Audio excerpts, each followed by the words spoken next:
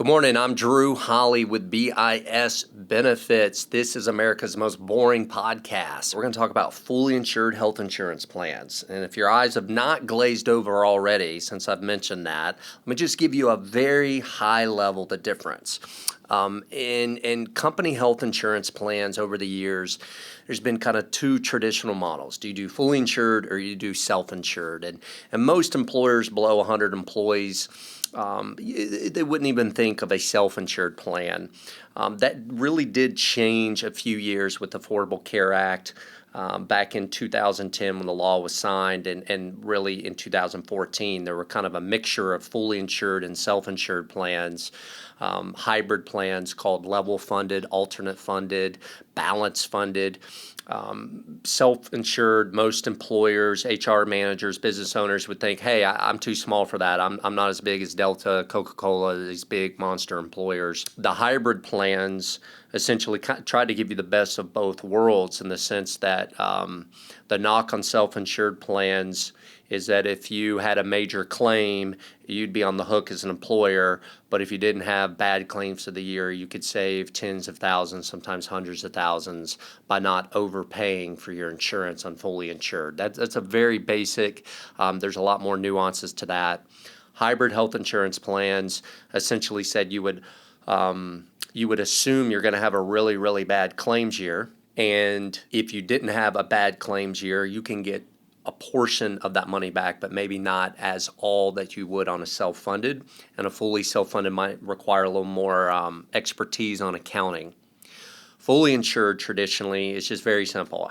You pick a deductible, you pick a copay, you pick a network with a carrier like a Blue Cross, an Aetna, United Healthcare, or whomever your broker is presenting plans to you.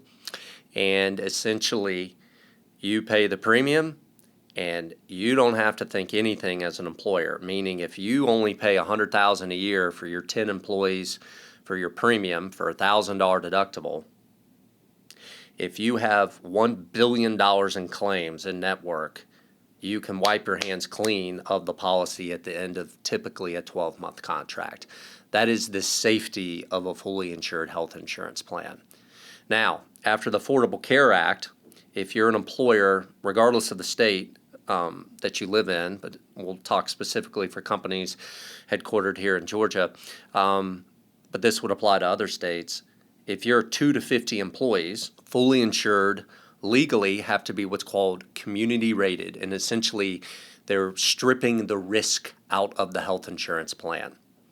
And why this matters is because if you're an employer 2 to 50 and you're on a fully insured plan, statistically, you shouldn't be on those plans unless you're a very high-risk group, high risk due to demographics and a combination of claims, either one claim or a lot of little claims. Imagine the federal government said, you can have an auto insurance quote, but we're not going to ask what your driver's license are, so we're not going to know if you have speeding tickets, car wrecks, what part of town do you drive, heavily populated, so more likely to get in a wreck or not.